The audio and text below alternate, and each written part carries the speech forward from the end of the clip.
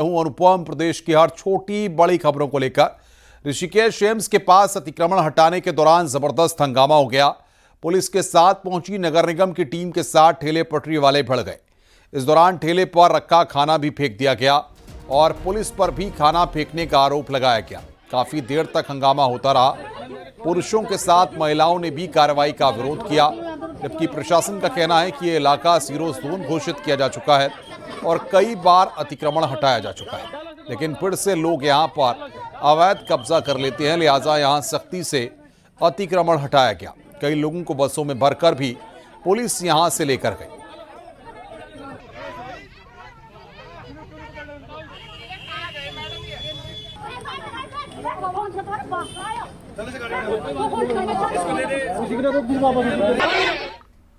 आपदा में लापता लोगों के मामले में केंद्र सरकार ने नई और बड़ी एडवाइजरी जारी की है, जिसके बाद मुताबिक अब आपदा में लापता लोगों को मृत माना जाएगा।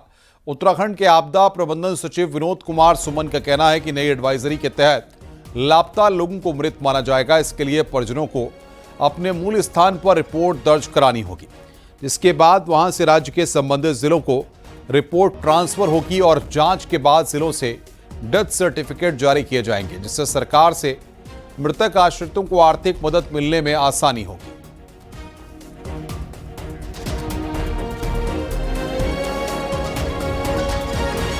देहरादून में मुख्यमंत्री पुष्कर सिंह धामी ने उच्च स्तरीय बैठक में अधिकारियों को निर्देश दिए कि मानसून समाप्त होने के बाद अब प्रदेश में निर्माण और पुनर्निर्माण कार्यों में तेजी लाई जाए।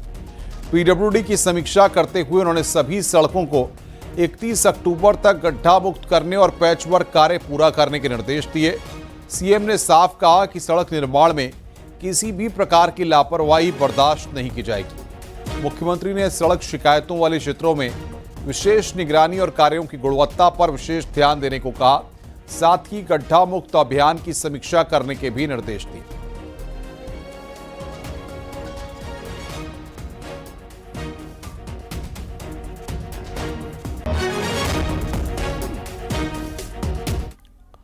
आगे बढ़ते हैं। उत्तराखंड में यूके SSSC पेपर लीक मामले की सीबीआई जांच पर बीजेपी की अंदरूनी पॉलिटिक्स चर्चाओं में है। शहर में एक तरफ मुख्यमंत्री पुष्कर सिंह धामी को धन्यवाद देने वाले बैनर लगे हैं, तो दूसरी ओर पूर्व सीएम त्रिवेंद्र सिंह रावत के समर्थन में भी होर्डिंग्स नजर आए। कांग्रेस इस पर चुटकी लेते नजर आई है। आइए इस रिपोर्ट के जरिए हम आपको दिखाते हैं।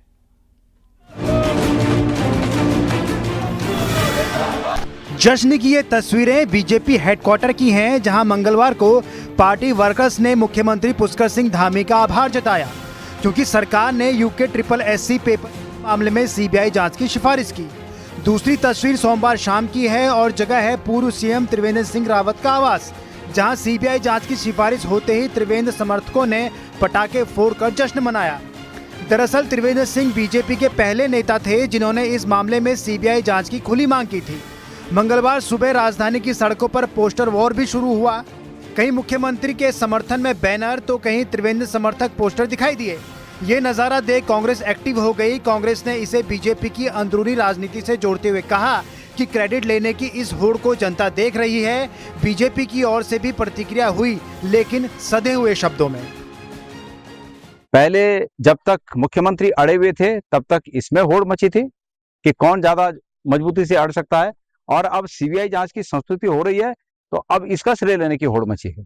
भारतीय जनता पार्टी के नेताओं को ये जो श्रेय लेने की होड़ जो इनमें मची है, इसको जनता देख रही है। जहाँ कांग्रेस को इसमें होड़ दिख रही है, कांग्रेस को इसमें श्रेय लेने की लड़ाई दिख रही है, मुझे तो यहाँ एकता दिख रही है। मुझे तो यहाँ एक ऐसी पार्टी दिख रही है जो छात्र हित में, उत्तराखंड के भविष्य के हित में एक हो, चाहे वो त्रिवेंद्र जी हों, चाहे वो भट्ट जी हों, चाहे वो प्रदेश अध्यक्ष जी हों, चाहे धामी जी हों। सभी का एक मत था कि एक भी छात्र प्रदेश में असंतुष्ट नहीं रहना चाहिए।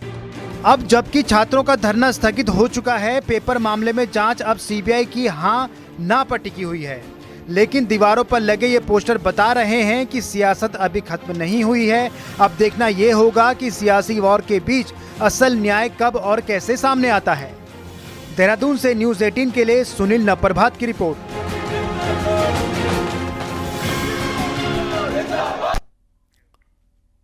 राष्ट्रीय स्वयंसेवक संघ यानी आरएसएस साल 2026 तक अपने शताब्दी वर्ष के कार्यक्रम आयोजित कर रहा है। इस दौरान लाखों कार्यकर्ता घर घर दस्तक देंगे, जिसका सीधा असर 2027 में बीजेपी की चुनावी रणनीति पर भी दिखेगा। आइए इस रिपोर्ट को देखते हैं।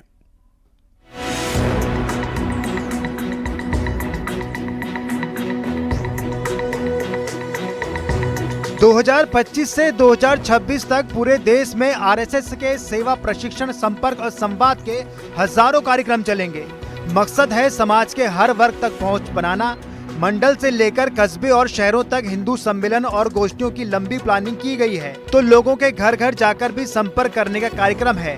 खास तौर पर उत्तराखंड में जहां 20 लाख परिवारों तक पहुंचने की प्लानिंग है, इसमें संघ के साथ साथ बीजेपी में मौजूद उनके स्वयंसेवक भी शामिल होंगे। बीजेपी की कोशिश होगी कि इस पूरे कैंपेन को वोट में तब्दील कर सकें।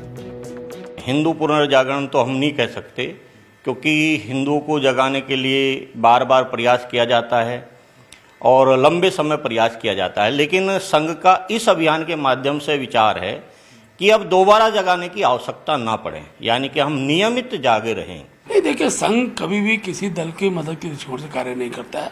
संघ जिस विचारधारा पर चलता है, ये ठीक है, भारतीय जनता पार्टी विचारधारा के फॉलोअर्स रहती है, और जब हम किसी विषय को सामूहिकता से लेते हैं तो उसका राजनीतिक लाभ भी स्वयं रूप से मिलता है। इसको मैं स्वीकार करता हूँ। संघ के शताब्दी वर्ष का कार्यक्रम जहां समाज को जोड़ने की बात करता है, वहीं बीजेपी को पता है कि ये अभियान 2027 में वोट जोड़ने की ताकत भी रखता है। ऐसे में ये मानना गलत नहीं होगा कि शताब्दी वर्ष का ये संयोग यूपी और उत्तराखंड बीजेपी की चुनावी रणनीति का अहम हिस्सा बनने जा रहा है। देहरादून से न्यूज़ 18 के लिए सुनील नवप्रभात की रिपोर्ट। दशकों से संचार सेवा से महरूम बॉर्डर के गांव अब पूरी तरह मोबाइल नेटवर्क से जुड़ने जा रहे हैं। बीएसएनएल अगले साल तक सभी शेडो जोन में 4G सर्विस देने जा रहा है। मोबाइल सर्विस मिलने से जहां बॉर्डर के गांव की नेपाली नेटवर्क पर निर्भरता खत्म होगी, वहीं चीन और नेपाल बॉर्डर पर तैनात सुरक्षा बलों को भी राहत मिलेगी। ये रिपोर्ट देखिए।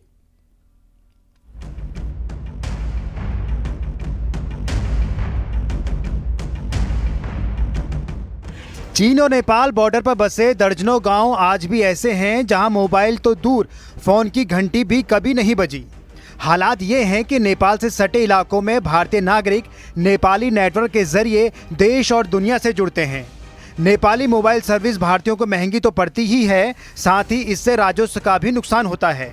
नेपाल बॉर्डर पर तो लोगों को नेपाली सिम राहत दे देती है, लेकिन चाइना बॉर्डर पर बसी व्यास, दारमा और मिलम घाटी के दर्जनों गाँव में अभी भी मोबाइल नेटवर्क नहीं है। लेकिन अब हालात बदलने जा रहे हैं। उसमें 216 नए टावर ये चारों जिलों में लगाए हमने। उसमें से 178 साइटें पूरी चालू हो गई हैं और 26 साइटें हैं जिनको हमने उसमें से अपग्रेड किया है। बीएसएनएल ने कुमाऊं के 4 पहाड़ी जिलों में करीब 460 4G मोबाइल टावर खड़े कर दिए हैं, जिनमें से 323 टावर कार्यदायी संस्था ने बीएसएनएल को सौंप दिए हैं। फिलहाल बीएसएनएल ने 277 टावर में 4G सर्विस शुरू कर दी है, जबकि बाकी बचे टावरों में अगले साल तक 4G सर्विस शुरू हो जाएगी। 4G सर्विस के लिए सबसे अधिक टावर चीन और नेपाल बॉर्डर पर लगाए गए हैं। यह है, कई जगह पर हमारे टावर खड़े हो गए हैं और कई जगह हमारी मशीनें लगनी हैं। सभी जगह हम यह मोबाइल कनेक्टिविटी देंगे। हम जो कि हर ग्राम पंचायत तक भी हमने ऑप्टिकल फाइबर को बिछाया है और उससे भी हम ग्रामीण केंद्र जो संचार केंद्र हैं उनका भी संचालन कर रहे हैं। बॉर्डर इलाकों में बीएसएनएल, आईटीबीपी और एसएसबी की सभी बीओपी को मोबाइल से जोड़ने जा रहा है, जिससे देश की सुरक्षा में तैनात जवानों को खासी राहत मिलेगी। यही नहीं, इन इलाकों में मौजूद आदि कैलाश, ओम पर्वत, मिलम घाटी और पंचाचूली पहुँचने वाले सैलानियों को भी मोबाइल सर्विस से सुविधा होगी। न्यूज़ 18 के लिए पिथौरागढ़ से विजयवर्धन उप्रेती की रिपोर्ट। नैनीताल में दुर्गा महोत्सव की धूम मची हुई है। यहां कुमाऊनी लोक कलाकार फौजी ललित मोहन जोशी का कार्यक्रम हुआ, जिसमें कुमाऊनी गीतों में समा बांधा गया। एक से एक गानों के बीच लोग भी झूमने पर मजबूर हो गए। आप भी जरा आनंद लीजिए।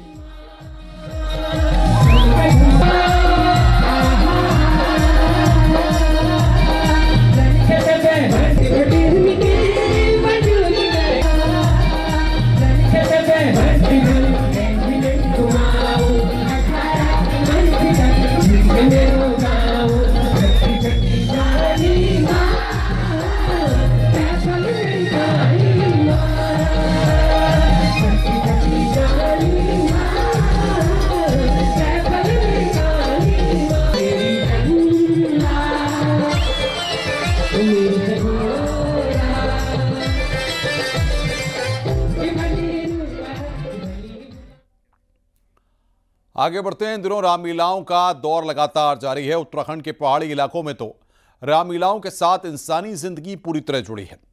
आइए आज हम आपको दिखाते हैं पिथौरागढ़ में टकाना की रामलीला। इस रामलीला का आगाज जिला बनने के बाद सरकारी कर्मचारियों ने किया था, जो आज भी बदस्तूर जारी है। देखिए हमारी रिपोर्ट।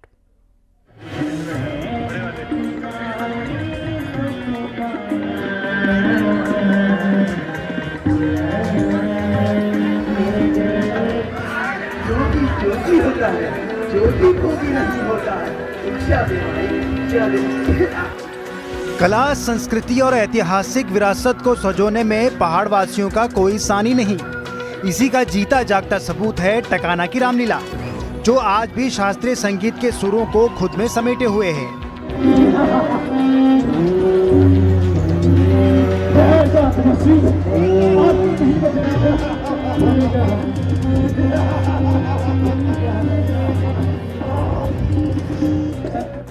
यहाँ मंच पर कलाकारों का अभिनय किसी को भी मंत्रमुग्ध कर देता है। पिथौरागढ़ जिला 1960 में वजूद में आया था और इसी के साथ टकाना की रामलीला भी शुरू हुई। इस रामलीला की शुरुआत उन सरकारी कर्मचारियों ने की थी जिनकी तैनाती जिला बनाने के बाद पिथौरागढ़ कलेक्ट्रेट में हुई थी।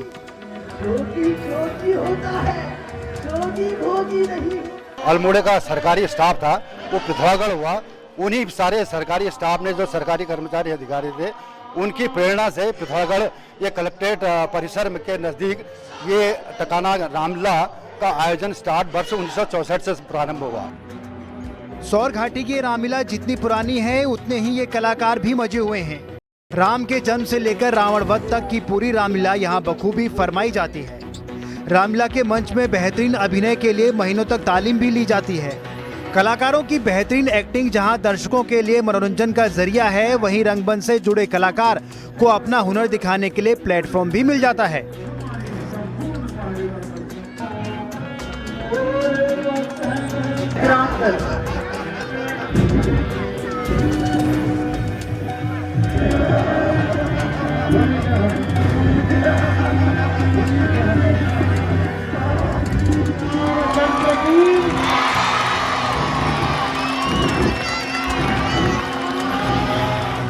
देखिए, वर्ष 2007 से मैं पर्टिकुलर रावण का पात्रता यहाँ पर कर रहा हूँ।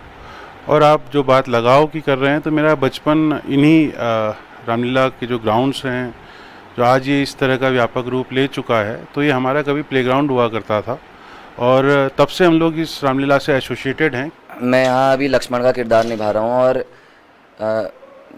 हमें मतलब 1-1.5 महीने पहले से ही हम प्रैक्टिस करवाते हैं इस चीज़ की, और जिसमें हम मेन भूमिका निभाते हैं योगेश अंकल, जो रावण का किरदार भी निभाते हैं और सारे किरदारों को निखारते हैं।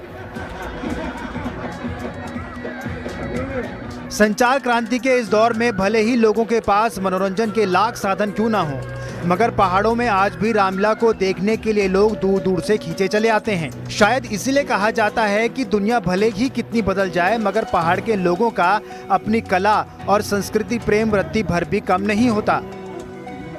न्यूज़ 18 के लिए पिथौरागढ़ से विजय वर्धन उप्रेती की रिपोर्ट।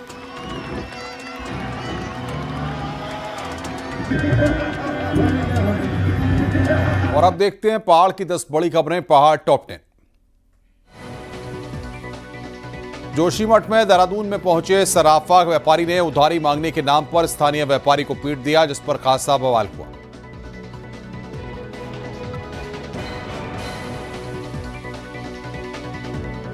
ऋषिकेश के पास मुनि की रेती में एंटी नारकोटिक्स टास्क फोर्स ने 600 ग्राम चरस के साथ शख्स को गिरफ्तार किया। विकासनगर के हरबर्टपुर में निजी कंपनी के कर्मचारी को करंट लग गया, गंभीर हालत में अस्पताल में भर्ती किया गया। हरिद्वार आयुर्वेद कॉलेज में 2 दिन का अंतर्राष्ट्रीय सेमिनार का समापन हो गया। केंद्रीय भवन अनुसंधान संस्थान यानी CBRI का 84वां स्थापना दिवस धूमधाम के साथ मनाया गया। रुड़की में पिरान कलियर पुलिस ने ऑपरेशन रिकवरी के तहत खोए हुए 44 फोन ढूंढ निकाले। जोशीमठ के रविग्राम समेत कई वार्ड में बालू दिखने से लोगों में दहशत।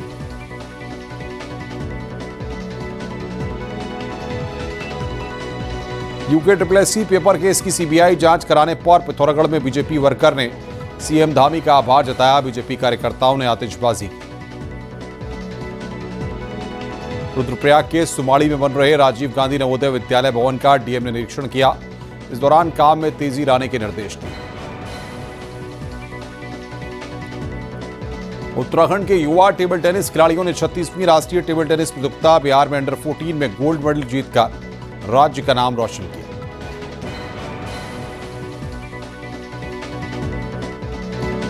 देहरादून में सोशल मीडिया पोस्ट के बाद हुए बवाल के बाद अब मामला शांत है। यहां पटेल नगर इलाके में पुलिस ने फ्लैग मार्च किया और साफ चेतावनी दी है कि अराजकता फैलाने वालों को बख्शा नहीं जाएगा। इलाके में शांति का संदेश देते हुए बड़ी संख्या में जवान फ्लैग मार्च में शामिल हुए। पुलिस पहले ही उपद्रव करने वालों पर केस दर्ज कर चुकी है, साथ ही उपद्रव करने वालों की पहचान कर रही है।